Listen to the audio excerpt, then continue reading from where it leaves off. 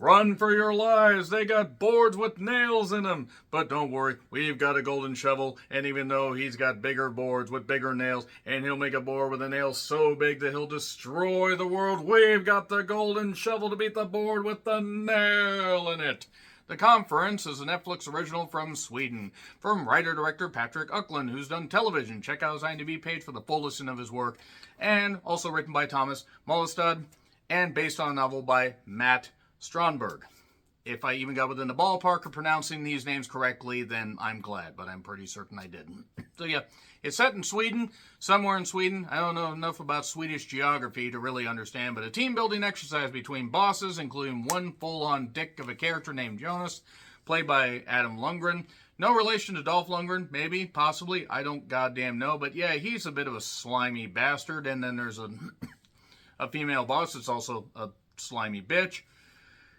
And yeah, there's various characters in this, including one that doesn't totally goddamn fit in, named Lena, played by Katja Winter, who is fucking gorgeous. Good goddamn Christ, I need to seek out more of her stuff.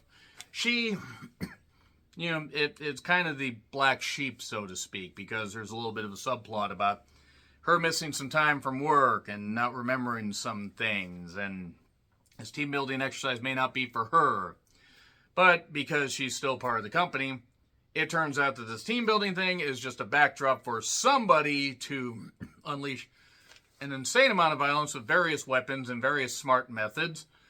And in a horror comedy, it's bloody, brutal, and often at times brilliant. Even though it treads familiar ground, you can figure out who the killer is pretty early on. It's a lot of fun. Very creative kills. I'll talk about those in the spoiler section, but very, very creative shit. I had a great goddamn time watching this, even with it treading familiar ground, and maybe a couple scenes being a little bit eh. It is, for the most part, breathlessly paced. Once we get a little bit of a setup and we figure out who the bad people are, who the good people are, we just go right to the goddamn killings. And right to stuff, and it turns out to be a goddamn blast, a teetotal blast. There is also a character named Jenny, played by Lola Zacco, who's, she's also beautiful. God damn. She is part of the crew at this particular retreat. And various other people, some names that I can pronounce, some names that I can't. That's just where I'm going to leave that right there. Though there's an older lady named Ava, who is played by an actress with that same name. Apparently they didn't think that she would remember her name, or they said, hey, that's a good enough name, let's give you that. Hopefully nobody else is named Ava on the goddamn site. Me, Eva, or she, Eva? Shiva! Missed the opportunity there. So yeah, we get indication pretty early on that somebody arriving in a canoe is there to implement violence, and after one particular scene, where it becomes obvious that if you try to escape, things aren't going to go your way, they start getting picked off, and they have to figure out who this is and solve this mystery before they're all Swedish history. The Conference Tales, woohoo. Fun, good stuff. Really, really enjoyed it. Kills will be talked about in detail in the spoiler section, but there's one with a flagpole. There's one with a, there's one, where a guy's resting, drinking a beer, and then there is one in a hot tub. Those are ones that stick out in my mind. I had a lot of fun watching this. I was enjoying it. I was like, oh, those are creative. The writers did a good job. The makeup effect crew, very, very good job. And the cast play their roles just fine. Obvious who the villains are. Obvious who the good people are. And I really had a good time. Really had a good time watching this. So I am going to be getting into spoilers in just a little bit. But yeah, as far as the negatives, it's easy to figure out who the killer is, especially after one particular reveal, and some of this stuff is treading familiar ground. Some of the characters make a couple dumb decisions, but there are some noble decisions and some noble moves that actually end up turning out all that well. There are some people that it actually shows that, maybe they have a little bit of heart to them, and some good team building stuff, and also, even with the familiarity, it ends up working out. It's on Netflix if you want to check it out. I'm going to get into spoilers, so 3, 2, 1, that's your warning. Spoilers. So, in the beginning, there was rap, as our Lord and Savior Dr. Dre once said. I like the opening with the model of like this shopping center and the dead employees and the blood covered and all that stuff and everything. It was like, oh, this this model set, but it was great because really, really good detail on that. Pans over with the credits. I like that. That was some good shit. And The locations are pretty. There's a great shot of that canoe going over a lake. Or lake, river. I think actually it was more of a river. Great shot. Some beautiful scenery there in Sweden. I've never actually been to Sweden. Wouldn't mind going there at some point. But they were, once they arrive at this whole area, they are grouped by their astrological signs. That's then totally pitched out the goddamn window. And there's some guy in a canoe. He ends up dispatching the chef who goes to get some materials and some food with a board with a nail in it. And then we find out more during these team meetings that there were some deals made for particular pieces of land, farmland that this one guy didn't want to give up, but he was kind of forced and strong-armed into giving up. He didn't want to lose his land, so he ended up hanging himself.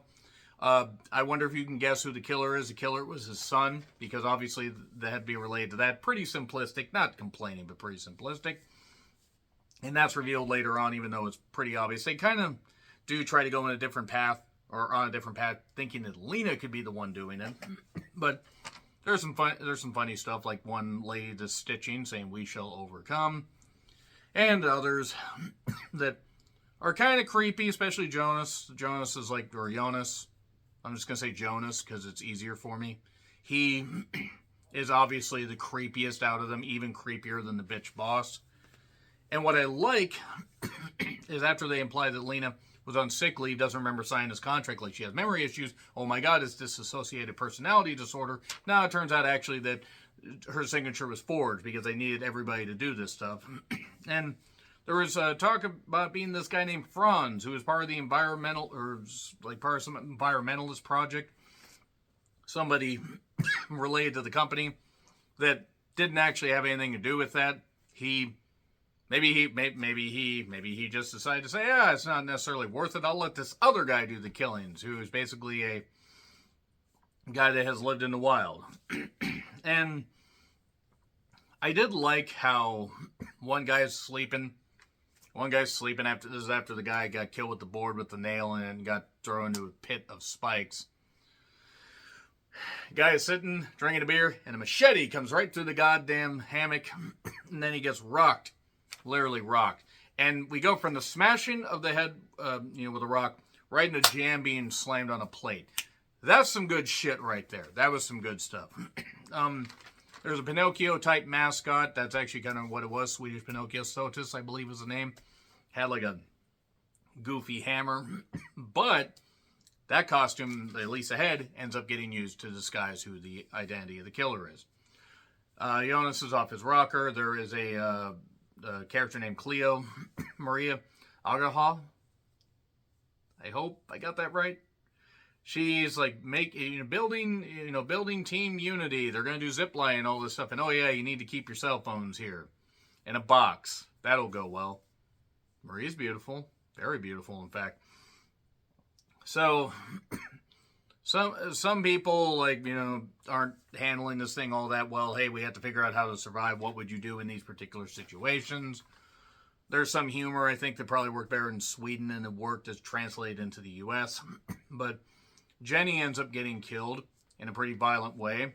Pan to the head and then lots of body shots and headshots. Boom, headshot. And they're thinking it might be Lena, but no, it's not Lena. Picking on Lena probably wasn't exactly the smartest thing in the world, considering she actually would end up being the heroine. Obviously, how could you not tell with that character? But the killer prepares more traps, wire, and shit like that in the woods. And what I like is a little bit later on, about halfway through the movie, there's a part where a guy is drinking in a hot tub, asks this music to be turned up. There's a slow-mo montage. Meanwhile, Jonas is harassing Lena, because Lena has found out some evidence that basically the employees are going to be left out in the goddamn cold. The bosses are going to reap the benefits and get a job doing something else, because let's just say the shopping center idea isn't going all that well. And then we go back to the guy who wanted the song turned up, and the killer shows up with an outboard motor and hacks him to pieces. That was good shit. I loved that. That was creative. I enjoyed that. And then the boss ends up getting strung up a flagpole. Very creative, very good stuff. Everyone was panicking. It's about time you started panicking, considering people had been, getting killed indiscriminately here.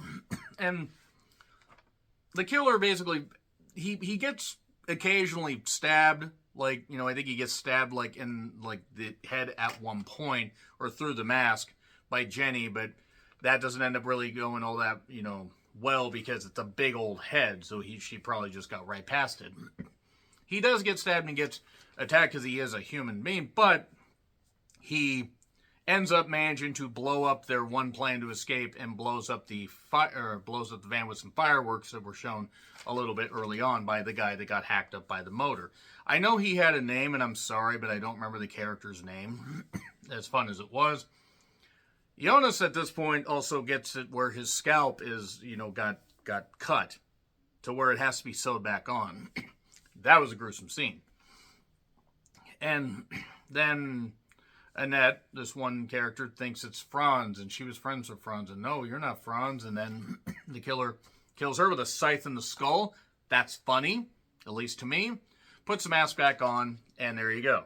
It was the farmer's son. Because, of course, it was the farmer's son. Because that's pretty much the only person it could be. Again, familiarity is fine. Familiarity can sometimes breed contempt. But the breezy pace of this helped. During the team building exercise, by the way, they built some rafts out of, like, empty water balls and sticks and stuff like that. And one didn't work, one did. The one that did, Jonas, after harassing Lena, basically to give him the flash drive, they escape on this raft. He gets the flash drive from her, kicks her off the goddamn thing, and then he starts to sink off the raft, or from the raft, because it's made out of water balls and sticks. And then we get the older couple fight back against the guy. Finally, they decide, we're going to take the golden shovel, we're going to do all this stuff, we're just going to destroy this guy. Now, there's some great kills, but the thing is, they finally decide to fight back and use their team unity. Lena ends up finding the cell phone box out in the woods, gets her phone, calls 911. Somehow, the batteries are still operational. Maybe the guy figured he'd just throw it out there and nobody would get to it.